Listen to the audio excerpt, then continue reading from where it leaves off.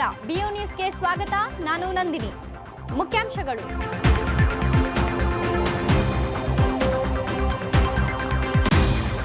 ಬೆಂಗಳೂರು ವಿಶ್ವವಿದ್ಯಾಲಯದಲ್ಲಿ ರಂಗೇರಿದ ಹೋಳಿ ಸಂಭ್ರಮ.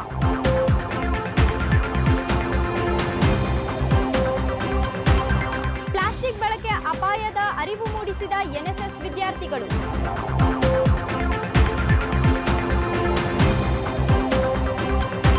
ಡಿ ದೇವರಾಜು ಅರಸು ಅವರ ಕೊಡುಗೆ ಯುವ ಪೀಳಿಗೆಗೆ ಸ್ಫೂರ್ತಿ. ಪುಸ್ತಕ ಬಿಡುಗಡೆ ಕಾರ್ಯಕ್ರಮದಲ್ಲಿ ಎಸ್ಜಿ ಸಿದ್ದರಾಮಯ್ಯ ಹೇಳಿಕೆ.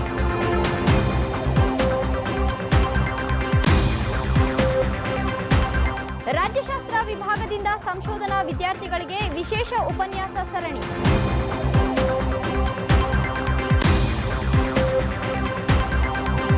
ವಿದ್ಯುನ್ಮಾನ ಮಾಧ್ಯಮ ವಿದ್ಯಾರ್ಥಿಗಳಿಗೆ ಒಟಿಟಿ ಹಾಗೂ ಸಿನಿಮಾ ಚಿತ್ರಕಥೆ ಕುರಿತು 1 ದಿನದ ಉಪನ್ಯಾಸ ಸರಣಿ.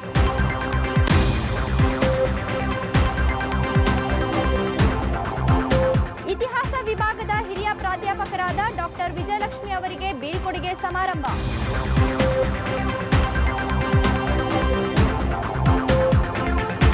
ಮಹಿಳಾ ಅಧ್ಯಯನ ಕೇಂದ್ರ ವಿಭಾಗದ ಹಿರಿಯ ವಿದ್ಯಾರ್ಥಿಗಳಿಂದ ಕಿರಿಯ ವಿದ್ಯಾರ್ಥಿಗಳಿಗೆ ಸ್ವಾಗತ ಸಮಾರಂಭ.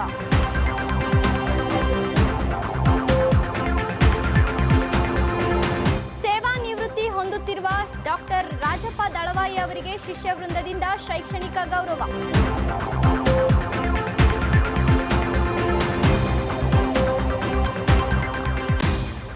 ಈಗ ವಾರ್ತೆಗಳ ವಿವರ. ರಾಜ್ಯಾದ್ಯಂತ ಹೋಳಿ ಸಂಭ್ರಮ ಭರ್ಜರಿಯಾಗಿತ್ತು. ಅದರಂತೆ ಬೆಂಗಳೂರು ವಿಶ್ವವಿದ್ಯಾಲಯದಲ್ಲಿ ವಿದ್ಯಾರ್ಥಿಗಳು ಪರಸ್ಪರ ಹೋಳಿ ಹಚ್ಚುತ್ತಾ ಸಂಭ್ರಮಿಸಿದರು. ಬಣ್ಣದ ಹಬ್ಬದ ಸಡಗರ ಹೀಗಿತ್ತು. ವಿವಿಧ ವಿಭಾಗದ ವಿದ್ಯಾರ್ಥಿಗಳು ತಮಗೆ ಇಷ್ಟವಾದ ಬಣ್ಣವನ್ನ ತಮ್ಮ ಸ್ನೇಹಿತರಿಗೆ ಹಚ್ಚುತ್ತಾ ಹೋಳಿಯಲ್ಲಿ ಮಿಂದೆದ್ದರು.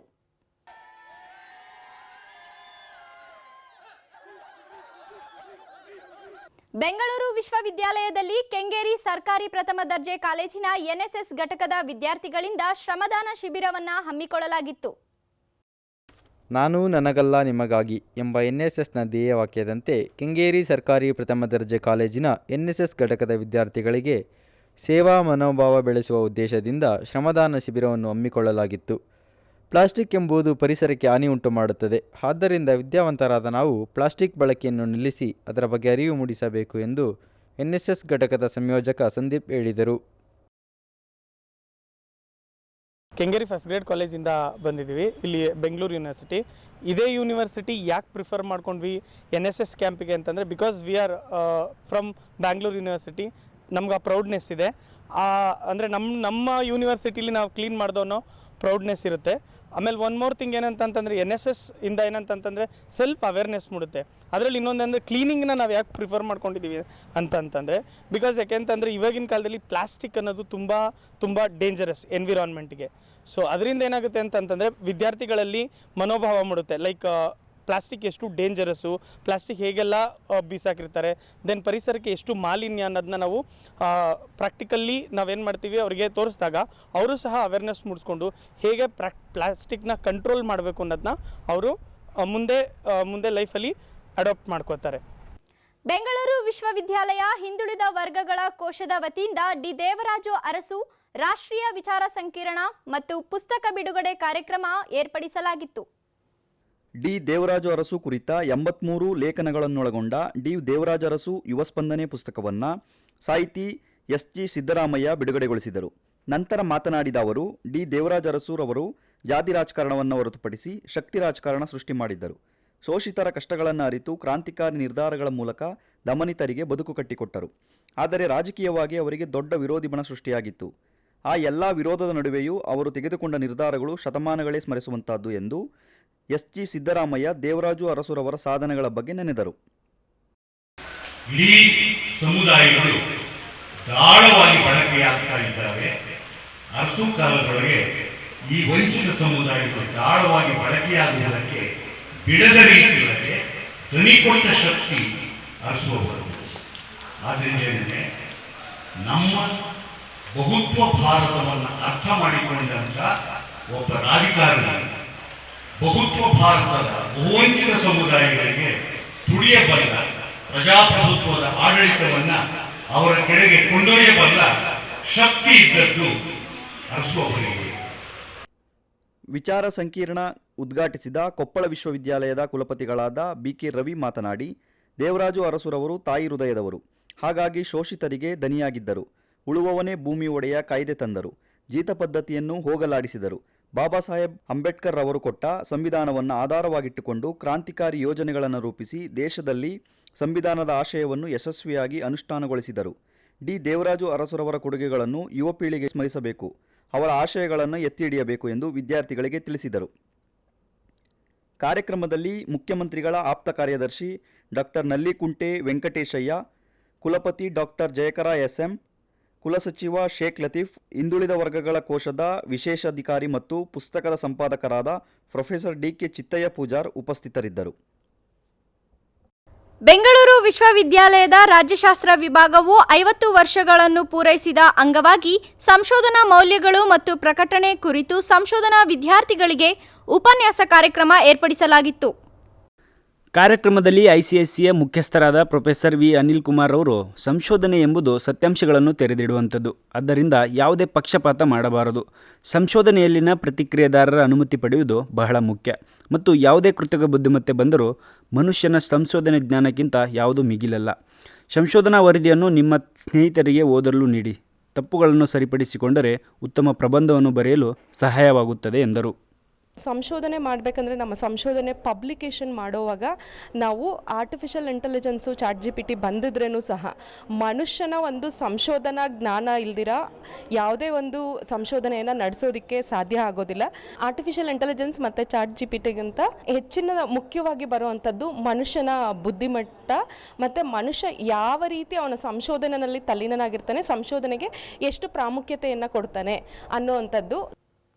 ಬೆಂಗಳೂರು ವಿಶ್ವವಿದ್ಯಾಲಯದ ವಿದ್ಯುನ್ಮಾನ ಮಾಧ್ಯಮ ವಿದ್ಯಾರ್ಥಿಗಳಿಗೆ ಮೀಡಿಯಾ ಕ್ಲಬ್ ಅಂಗವಾಗಿ 1 ದಿನದ ಉಪನ್ಯಾಸ ಕಾರ್ಯಕ್ರಮವನ್ನು ಏರ್ಪಡಿಸಲಾಗಿತ್ತು. ಜಿಯೋ ಸಿನಿಮಾದ ಉಪಾಧ್ಯಕ್ಷರಾದ ಮೊಹಮ್ಮದ್ ಇಸ್ಮಾಯಿಲ್ ಅವರು OTTಯಲ್ಲಿ ವಿಷಯ ಪ್ರಚಾರದ ಕುರಿತಾಗಿ ಉಪನ್ಯಾಸ ನೀಡುತ್ತಾ, ಕೊರೋನಾ ಸಂದರ್ಭದಲ್ಲಿ ಜನರಿಗೆ ಮನರಂಜನೆ ಏಕೈಕ ಆಯ್ಕೆಯಾಗಿ OTTಗಳು ಅತಿ ಹೆಚ್ಚು ಪ್ರೇಕ್ಷಕರನ್ನು ಹೊಂದಿವೆ. ಈಗ ಹಲವಾರು ಸಣ್ಣ OTT ವೇದಿಕೆಗಳು ವಿಲೀನಗೊಂಡು ಕಾರ್ಯನಿರ್ವಹಿಸುತ್ತಿವೆ. ಅಂತರ್ಜಾಲದಿಂದ ಜಾಹೀರಾತುದಾರರಿಗೆ ಲಾಭ. ಇದರಲ್ಲಿ ಜಾಹೀರಾತು ಪ್ರೇಕ್ಷಕರನ್ನು ಟಾರ್ಗೆಟ್ ಮಾಡುವುದು ಸುಲಭ. OTTಗಳು ಅತಿ ಹೆಚ್ಚು ಜಾಹೀರಾತಿನಿಂದ ಆದಾಯ ಗಳಿಸುತ್ತಿವೆ. ಉತ್ತಮ ಕತೆ OTTಗಳಿಂದ ಜನರನ್ನು ತಲುಪಲು ಸಾಧ್ಯ ಎಂದರು. IPL ಬಂದ ತಕ್ಷಣ ಟಿವಿಗೆ ಬರ್ತಾ ಇದ್ದ ಅಡ್ವರ್ಟೈಸ್ಮೆಂಟ್ನ ಸಂಖ್ಯೆ ಅಮೌಂಟ್ ತುಂಬ ಜಾಸ್ತಿ ಇತ್ತು. ಈಗ ಇಯರ್ ಆನ್ ಇಯರ್ ಏನಾಗ್ತಿದೆ ಅಂತ ಹೇಳಿದ್ರೆ ಆ ಅಡ್ವರ್ಟೈಸ್ಮೆಂಟು ನಿಧಾನವಾಗಿ OTT ಕಡೆಗೆ ಹೋಗ್ತಿದೆ. ಆದರೆ ಏನಾಗುತ್ತೆ ಅಂತಂದರೆ OTT ಕಡೆಗೆ ಹೋಗ್ತಾ ಇರೋದಕ್ಕೆ ಒಂದು ಕಾರಣ ಇದೆ. ಇದರಲ್ಲಿ OTT ಪ್ಲಾಟ್ಫಾರ್ಮ್ಗಳಿಗಿಂತ ಹೆಚ್ಚಿನ ಲಾಭ ಅಡ್ವರ್ಟೈಸರ್ಗಿದೆ. ನಂತರ ಚಲನಚಿತ್ರಕಾರರಾದ ತಂಬಿದೊರೈ ಅವರು ಸಿನಿಮಾ ಕಥೆಯನ್ನು ಬರೆಯುವ ಶೈಲಿಯ ಕುರಿತು ಉಪನ್ಯಾಸ ನೀಡುತ್ತಾ, ಪ್ರತಿಯೊಬ್ಬರೂ ಕಥೆ ಹೇಳುವ ಕೌಶಲ್ಯಗಳನ್ನು ಹೊಂದಿರುತ್ತಾರೆ. ಸಿನಿಮಾ ಕಥೆ ಎಂಬುದು ಬ್ಲೂ ಪ್ರಿಂಟ್ ಇದ್ದ ಹಾಗೆ. ಕಥೆಯಲ್ಲಿ ಯಾವ ಸಮಯ, ಸಂದರ್ಭ ಎಂಬುದು ಬಹಳ ಮುಖ್ಯ. ಎಲ್ಲರೂ ತಮ್ಮದೇ ಆದ ಕಲ್ಪನೆಯನ್ನು ತೆರೆ ಮೇಲೆ ತರಲು ಕಥೆ ಬಹಳ ಮುಖ್ಯವಾಗುತ್ತದೆ ಎಂದರು. ಒಂದು ಒಳ್ಳೆ ಸ್ಕ್ರಿಪ್ಟಲ್ಲಿ ಒಂದು ಒಳ್ಳೆ ಸಿನಿಮಾ ಮಾಡ್ಬೋದಾ? ಒಂದು ಒಳ್ಳೆ ಸ್ಕ್ರಿಪ್ಟಲ್ಲಿ ಕೆಟ್ಟ ಸಿನಿಮಾ ಮಾಡಿದಾರಾ? ಬಟ್ ಒಂದು ಕೆಟ್ಟ ಸ್ಕ್ರಿಪ್ಟಲ್ಲಿ ಒಳ್ಳೆ ಸಿನಿಮಾ ಮಾಡೋಕ್ಕೆ ಚಾನ್ಸೇ ಇಲ್ಲ. I'll again say, you can make a good film out of a good script. You can make a lousy film out of a good script. But you can never make a good film out of a bad script. Because script is the most important definition. It's the basic building blocks. Script ಚೆನ್ನಾಗಿ ಬರೆದ್ರೆ ನೀನು ದೊಡ್ಡ star ಬೇಡ ಏನು ಬೇಡ. Still the content is good. People will watch the film. Bengaluru ವಿಶ್ವವಿದ್ಯಾಲಯದ ಇತಿಹಾಸ ವಿಭಾಗದಿಂದ ಪ್ರೊಫೆಸರ್ ಡಾಕ್ಟರ್ ವಿಜಯಲಕ್ಷ್ಮಿ KS ಅವರಿಗೆ ಬೀಳ್ಕೊಡುಗೆ ಮತ್ತು ಪ್ರೊಫೆಸರ್ ಕಾವಲಮ್ಮ ಅವರಿಗೆ ಅಭಿನಂದನಾ ಸಮಾರಂಭವನ್ನು ಏರ್ಪಡಿಸಲಾಗಿತ್ತು. ಕಾರ್ಯಕ್ರಮದಲ್ಲಿ ಡಾಕ್ಟರ್ ವಿಜಯಲಕ್ಷ್ಮಿ ಅವರು ಮಾತನಾಡಿ, ಬೆಳಗಾದರೆ ಸಾಕು ಯಾವ ಸಮಯಕ್ಕೆ ಯಾವ ಕ್ಲಾಸ್ ಇದೆ ಎಂದು ನೋಡಿಕೊಳ್ಳುತ್ತಿದ್ದೆ. ಆದರೆ ನಾಳೆಯಿಂದ ಇದು ಯಾವುದೂ ಇರುವುದಿಲ್ಲ. ಇದನ್ನು ಅಳವಡಿಸಿಕೊಳ್ಳಲು ಸ್ವಲ್ಪ ಸಮಯ ಬೇಕಾಗುತ್ತದೆ. ನೆನೆಸಿಕೊಂಡರೆ ಬೇಸರವಾಗುತ್ತಿದೆ ಎಂದರು. 38 ವರ್ಷಗಳ ವೃತ್ತಿ ಜೀವನವು ಹಲವಾರು ಅನುಭವಗಳನ್ನು ಕೊಟ್ಟಿದೆ. ಹಾಗೆ ನನ್ನನ್ನು ನಾನು ಗುರುತಿಸಿಕೊಳ್ಳಲು ವಿಶ್ವವಿದ್ಯಾಲಯ ಅವಕಾಶ ಕೊಟ್ಟಿದೆ. ಅದಕ್ಕೆ ಆಭಾರಿಯಾಗಿರುತ್ತೇನೆ ಎಂದರು. ನಂತರ ವಿದ್ಯಾರ್ಥಿಗಳು ಡಾಕ್ಟರ್ ವಿಜಯಲಕ್ಷ್ಮಿ ಅವರ ಬಗ್ಗೆ ತಮ್ಮ ಅನಿಸಿಕೆಗಳನ್ನು ಹಂಚಿಕೊಂಡರು. ಬಳಿಕ ಪ್ರೊಫೆಸರ್ ಕಾವಲಮ್ಮ ಮಾತನಾಡಿ, ನಾನು ಕರ್ನಾಟಕ ಲೋಕಸೇವಾ ಆಯೋಗದಲ್ಲಿ ಸದಸ್ಯೆಯಾಗಿ ಆಯ್ಕೆಯಾಗಿರುವುದು ನನಗೆ ಖುಷಿ ತಂದಿದೆ. ಹಾಗೆಯೇ ಈ ಅಭಿನಂದನಾ ಸಮಾರಂಭ ನನ್ನ ಗುರುಗಳಾದ ವಿಜಯಲಕ್ಷ್ಮಿ ಅವರ ಮುಂದೆ ನಡೆಯುತ್ತಿರುವುದು ಈ ಖುಷಿಯನ್ನು ಹೆಚ್ಚಿಸಿದೆ ಎಂದರು. ನನ್ನ ಲೈಬ್ರರಿನಲ್ಲಿ, ಮಧುಗಿರಿ TVV ಕಾಲೇಜಿನಲ್ಲಿ ಲೈಬ್ರರಿನಲ್ಲಿ ಸಿಕ್ಕುವಂತ ಬಹುತೇಕ ಕಾದಂಬರಿಗಳನ್ನ ನಾನು ಓದಿದ್ದೆ. ಬಹುತೇಕ ನನಗೆ ಆ ಕನ್ನಡದ ಭಾಷೆಯ ಹಿಡಿತ ಮತ್ತು ಅದು ನನಗೆ ಹೆಚ್ಚಾಗಿ ಸಿಕ್ಕಿತ್ತು. ನಿಮ್ಗೆ ಎಷ್ಟು ಜನ ಗೊತ್ತಿದೆಯೋ ಅಲ್ವಾ, ನಾನು ಮೊದಲು ಕನ್ನಡದಲ್ಲಿ PhD ಮಾಡಕ್ಕೆ ಈ ಯೂನಿವರ್ಸಿಟಿಗೆ ಪರ್ಮಿಷನ್ ತಂದವಳು ನಾನು ಅಂತ ನಿಮ್ಗೆ ಎಷ್ಟು ಜನ ಗೊತ್ತಿದೆ? ಕಾರ್ಯಕ್ರಮದಲ್ಲಿ ಇತಿಹಾಸ ವಿಭಾಗದ ಮುಖ್ಯಸ್ಥರಾದ ಡಾಕ್ಟರ್ ಶಶಿಧರ್, ಹಿರಿಯ ಪ್ರಾಧ್ಯಾಪಕರಾದ doctor S Nagarathnamma, doctor Ushadevi ಸೇರಿದಂತೆ ವಿದ್ಯಾರ್ಥಿಗಳು, ಸಂಶೋಧನಾ ವಿದ್ಯಾರ್ಥಿಗಳು ಭಾಗಿಯಾಗಿದ್ದರು. ಬೆಂಗಳೂರು ವಿಶ್ವವಿದ್ಯಾಲಯದ ಮಹಿಳಾ ಅಧ್ಯಯನ ಕೇಂದ್ರ ವಿಭಾಗದ ಹಿರಿಯ ವಿದ್ಯಾರ್ಥಿಗಳಿಂದ ಕಿರಿಯ ವಿದ್ಯಾರ್ಥಿಗಳಿಗೆ ಸ್ವಾಗತ ಕೋರುವ ಸಮಾರಂಭವನ್ನು ಹಮ್ಮಿಕೊಳ್ಳಲಾಗಿತ್ತು. ಕಾರ್ಯಕ್ರಮದಲ್ಲಿ ವಿಭಾಗದ ಮುಖ್ಯಸ್ಥರಾದ ಡಾಕ್ಟರ್ ಸಿದ್ದಪ್ಪ ಬೆಳಗಟ್ಟ ಅವರು ಮಾತನಾಡಿ, ವಿದ್ಯಾರ್ಥಿಗಳು ಎಲ್ಲ ಚಟುವಟಿಕೆಗಳಲ್ಲಿ ಸಕ್ರಿಯವಾಗಿ ಭಾಗವಹಿಸಿ ವಿಭಾಗಕ್ಕೆ ಒಳ್ಳೆಯ ಹೆಸರು ತರುವುದಲ್ಲದೆ ಜ್ಞಾನಾರ್ಜನೆ ಮಾಡಿಕೊಂಡು ಜೀವನವನ್ನು ರೂಪಿಸಿಕೊಳ್ಳಬೇಕು ಎಂದರು. ಕಿರಿಯ ವಿದ್ಯಾರ್ಥಿಗಳಿಗಾಗಿ ನಂತರ ವಿವಿಧ ಮನರಂಜನೆ ಕಾರ್ಯಕ್ರಮಗಳನ್ನು ಹಮ್ಮಿಕೊಳ್ಳಲಾಗಿತ್ತು. ವಿಭಾಗದ ಮುಖ್ಯಸ್ಥರಾದ ಡಾಕ್ಟರ್ ಎಂ ಸಿದ್ದಪ್ಪ ಬೆಳಗಟ್ಟ ಮತ್ತು doctor Sudhishna Mukherjee, doctor C Venkatesh ಮತ್ತು ವಿದ್ಯಾರ್ಥಿಗಳು ಭಾಗಿಯಾಗಿದ್ದರು. ಕನ್ನಡ ವಿಭಾಗದ ಪ್ರೊಫೆಸರ್ ಡಾಕ್ಟರ್ ರಾಜಪ್ಪ ದಳವಾಯಿ ಅವರು ಸೇವಾ ನಿವೃತ್ತಿ ಹೊಂದುತ್ತಿರುವ ಹಿನ್ನೆಲೆಯಲ್ಲಿ ಶಿಷ್ಯ ವೃಂದದಿಂದ ಶೈಕ್ಷಣಿಕ ಗೌರವ ಕಾರ್ಯಕ್ರಮವನ್ನು ವಿಶ್ವವಿದ್ಯಾಲಯದ ವೆಂಕಟಗಿರಿ ಗೌಡ ಸಭಾಂಗಣದಲ್ಲಿ ಹಮ್ಮಿಕೊಳ್ಳಲಾಗಿತ್ತು. ಕಾರ್ಯಕ್ರಮದಲ್ಲಿ ಹಿರಿಯ ಸಾಹಿತಿಗಳಾದ ಬರಗೂರು ರಾಮಚಂದ್ರಪ್ಪನವರು ಮಾತನಾಡಿ, ಸಾಂಸ್ಕೃತಿಕ ಶ್ರಮಜೀವಿ ಸಾಹಿತ್ಯ ಸಂಚಾರಿ ದಳವಾಯಿ ಅವರು ಯಾವುದೇ ಕೆಲಸವನ್ನು ನಿಷ್ಠೆಯಿಂದ ನಿರ್ವಹಿಸುವ ಶ್ರಮಜೀವಿ. ಇವರು ಕೇವಲ ವೃತ್ತಿ ಜೀವನದಿಂದ ಮಾತ್ರ ನಿವೃತ್ತಿ, ಪ್ರವೃತ್ತಿಯಿಂದ ನಿವೃತ್ತಿಯಾಗಲ್ಲ ಎಂದರು. ಮುಖ್ಯವಾಗಿ ಶಿಕ್ಷಣ ಕ್ಷೇತ್ರದಲ್ಲಿ ಶಿಕ್ಷಕರ ಪಾತ್ರ ಇದೆಯಲ್ಲ ಬಹಳ ದೊಡ್ಡದು. ಅದು ಎಷ್ಟು ಮಟ್ಟಿಗೆ ದೊಡ್ಡದು ಅಂತಂದರೆ, ನಾವು ಕ್ಲೀಶೆ ಅಂತ ಅನಿಸಿದ್ರೂ ಮುಂದಿನ ಪ್ರಜೆಗಳನ್ನು ನಾವು ತಯಾರು ಮಾಡ್ತೇವೆ ಅಂತ ಹೇಳ್ತಿರೋದು ಉಂಟು. ತಯಾರು ಅನ್ನೋ ಪದವೇ ಸರಿಯಲ್ಲ ನಿಜ ಹೇಳೋದಾದರೆ. ತಯಾರು ಮಾಡೋದು ಅಂತಂದರೆ ಒಂದು ಯಾವುದೋ ಸಾಮಗ್ರಿಯನ್ನು ತಯಾರು ಮಾಡ್ದಾಗೆ. ಆದರೆ ಶಿಕ್ಷಣ ಅನ್ನೋದು ತಯಾರಿಕೆಯ ಒಂದು ಕಾರ್ಖಾನೆ ಅಲ್ಲ, ಅದು ವ್ಯಕ್ತಿತ್ವಗಳನ್ನು ಮತ್ತು ಶೈಕ್ಷಣಿಕ ತಿಳುವಳಿಕೆಯನ್ನು, ಕಳಕಳಿಯನ್ನು ರೂಪಿಸ್ತಕ್ಕಂತಹ ನಿಜವಾದಂಥ ಶಾಲೆ ಅಂತ. ನಂತರ ಕರ್ನಾಟಕ ಲೇಖಕಿಯರ ಸಂಘದ ಅಧ್ಯಕ್ಷೆಯಾದ HL ಪುಷ್ಪಾ ಅವರು ಮಾತನಾಡಿ, ದಳವಾಯಿ ಅವರು ಗುರು ಪರಂಪರೆಯಲ್ಲಿ ಶಿಷ್ಯ ವಾತ್ಸಲ್ಯವನ್ನು ಹೊಂದಿದ್ದಾರೆ ಎಂಬುದಕ್ಕೆ ಇಲ್ಲಿನ ಶಿಷ್ಯ ಬಳಗವೇ ಸಾಕ್ಷಿ ಎಂದರು. ದಳವಾಯಿ ಅವರ ಸಾಹಿತ್ಯ ವಿಮರ್ಶೆ, ನಾಟಕಗಳು ಹಾಗೂ ಬರೆಯುವ ಶೈಲಿಯಲ್ಲಿ ಮನುಷ್ಯ ಸಂಬಂಧಗಳಲ್ಲಿ ಅವರು ಹೊಂದಿರುವ ಪ್ರೀತಿಯನ್ನು ಕಾಣಬಹುದು ಎಂದರು. ಕಿತ್ತೂರು ರಾಣಿ ಚೆನ್ನಮ್ಮ ವಿಶ್ವವಿದ್ಯಾಲಯದ ಕುಲಪತಿಗಳಾದ ತ್ಯಾಗರಾಜ ಅವರು ಮಾತನಾಡಿ, ದಳವಾಯಿ ಮೇಷ್ರ ಆದರ್ಶಗಳನ್ನು ನಾವೆಲ್ಲ ಜೀವನದಲ್ಲಿ ಅಳವಡಿಸಿಕೊಂಡು ಅವರ ಹಾದಿಯಲ್ಲಿ ನಡೆಯಬೇಕೆಂದು ವಿದ್ಯಾರ್ಥಿಗಳಿಗೆ ತಿಳಿಸಿದರು. ರಾಜಪ್ಪ ದಳವಾಯಿಯವರ ಮುಂದಿನ ಎಲ್ಲ ಸಮಯ ಕೂಡ ನಾಟಕದಲ್ಲಿ, ಸಾಹಿತ್ಯ ಸೇವೆಯಲ್ಲಿ ವಿದ್ಯಾರ್ಥಿಗಳ ಜೊತೆ ಅವ್ರು ರಿಟೈರ್ ಆಗಿ ಸಾಧ್ಯನೇ ಬರಲ್ಲ. I don't believe that. Rajappa will not retire ಅಪ್ಪ. ಅವರು 75-20 ವರ್ಷ ಲೆಕ್ಕಕ್ಕೆ ಅಷ್ಟು ಚೆಂದಾಗಿ ಅವ್ರು ಜಾಸ್ತಿ ಸಮಯವನ್ನು ಎಲ್ಲ ಜೊತೆ ಕೊಡ್ತಾರೆ, ಬಂಡಾಟ ಮಾಡ್ತಾರೆ, ಸಂಸ್ಕೃತಿಯನ್ನು ಕಟ್ತಾರೆ. ಈ ಏನು ಇವತ್ತು ಬದಲಾವಣೆಗಳಲ್ಲಿ ಕೆಲವು ಪ್ರಾಧ್ಯಾಪಕರುಗಳು ಆ ಶಕ್ತಿಯನ್ನು ಪಡ್ಕೊಂಡಿದ್ದಾರೆ. ಸಮಾಜವನ್ನು ಸರಿದಾರಿ ತರಲಿಕ್ಕೆ, ವಿದ್ಯಾರ್ಥಿಗಳನ್ನ ಸರಿದಾರಿ ತರಲಿಕ್ಕೆ, ಸರಿಯಾದನ್ನು ಕೊಡಲಿಕ್ಕೆ, ಸರಿಯಾದನ್ನು ಬೆಳೆಸಲಿಕ್ಕೆ, ಹೊಸ ಜನ ಇರುತ್ತೆ ಪರಂಪರೆ ತೆಗೆದುಕೊಳ್ತಕ್ಕಂಥ ಅವರ ವಿದ್ಯಾರ್ಥಿಗಳೆಲ್ಲರೂ ಕೂಡ ತುಂಬ ಸೂಕ್ಷ್ಮವಾಗಿ ಇದನ್ನು ತೆಗೆದುಕೋಬೇಕು. ಅವರ ಆದರ್ಶಗಳನ್ನ ಅಳವಡಿಸ್ಕೋಬೇಕು. ನಮ್ಮ ದೈನಂದಿನ ಜೀವನದ ಶೈಕ್ಷಣಿಕ ಕೃಷಿಯಲ್ಲಿ ಅಳವಡಿಸ್ಕೊಂಡಾಗ ನಾವು ಅದರಿಂದ ನಾವು ಕೂಡ ಸಂತೋಷ ಪಡ್ತೇವೆ, ಸಮಾಜ ಕೂಡ ಉನ್ನತಿ ಕಡೆ ಹೋಗ್ತದೆ ಅಂತ ಮಾತುಗಳನ್ನಾಡ್ತಾ. ನಂತರ ಡಾಕ್ಟರ್ ರಾಜಪ್ಪ ದಳವಾಯಿ ಅವರು ಮಾತನಾಡಿ, ನನ್ನ ವಿದ್ಯಾರ್ಥಿಗಳೇ ನಾನು ಗಳಿಸಿದ ಸಂಪತ್ತು. 39 ವರ್ಷಗಳಲ್ಲಿ ಸಾರ್ಥಕವಾದ ಕೆಲಸ ಮಾಡಿದ್ದೇನೆ ಎಂಬ ನೆಮ್ಮದಿ ಇದೆ ಎಂದರು. ತಮ್ಮ ವೃತ್ತಿ ಜೀವನದಲ್ಲಿದ್ದ ಒಡನಾಡಿಗಳನ್ನು, ಸ್ನೇಹಿತರೊಂದಿಗೆ ಕಳೆದ ಕ್ಷಣಗಳನ್ನು ಮೆಲುಕು ಹಾಕಿದರು. ನಂತರ ದಳವಾಯಿ ಅವರನ್ನ ಗೌರವಪೂರ್ವಕವಾಗಿ ಸನ್ಮಾನಿಸಲಾಯಿತು. ಕಾರ್ಯಕ್ರಮದಲ್ಲಿ ವಿಶ್ವವಿದ್ಯಾಲಯದ ಕುಲಪತಿಗಳಾದ ಡಾಕ್ಟರ್ ಜೈಕರ್ SM, ಕನ್ನಡ ಅಧ್ಯಯನ ಕೇಂದ್ರದ ನಿರ್ದೇಶಕರಾದ ಪ್ರೊಫೆಸರ್ ಡೊಮಿನಿಕ್, ಪ್ರೊಫೆಸರ್ ಹೊನ್ನು ಸಿದ್ಧಾರ್ಥ್, ಡಾಕ್ಟರ್ ಸುಂದರ್ರಾಜ್ ಅರಸು ಹಾಗೂ ಇತರರು ಭಾಗಿಯಾಗಿದ್ದರು. ಇದೀಗ ಮತ್ತೊಮ್ಮೆ ಮುಖ್ಯಾಂಶಗಳು.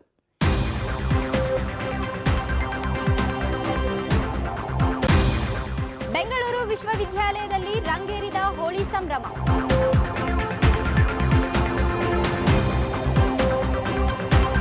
ಪ್ಲಾಸ್ಟಿಕ್ ಬಳಕೆ ಅಪಾಯದ ಅರಿವು ಮೂಡಿಸಿದ NSS ವಿದ್ಯಾರ್ಥಿಗಳು.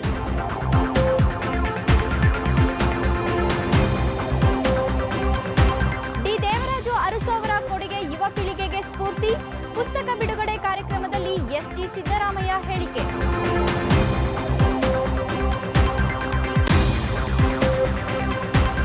ರಾಜ್ಯಶಾಸ್ತ್ರ ವಿಭಾಗದಿಂದ ಸಂಶೋಧನಾ ವಿದ್ಯಾರ್ಥಿಗಳಿಗೆ ವಿಶೇಷ ಉಪನ್ಯಾಸ ಸರಣಿ.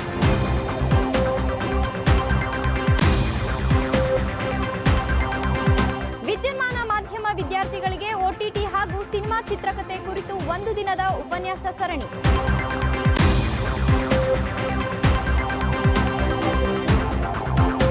ಇತಿಹಾಸ ವಿಭಾಗದ ಹಿರಿಯ ಪ್ರಾಧ್ಯಾಪಕರಾದ ಡಾಕ್ಟರ್ ವಿಜಯಲಕ್ಷ್ಮಿ ಅವರಿಗೆ ಬೀಳ್ಕೊಡುಗೆ ಸಮಾರಂಭ.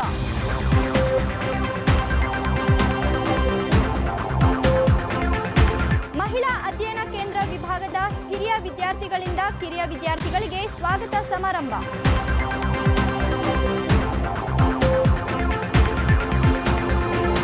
ಸೇವಾ ನಿವೃತ್ತಿ ಹೊಂದುತ್ತಿರುವ ಡಾಕ್ಟರ್ ರಾಜಪ್ಪ ದಳವಾಯಿ ಅವರಿಗೆ ಶಿಷ್ಯ ವೃಂದದಿಂದ ಶೈಕ್ಷಣಿಕ ಗೌರವ.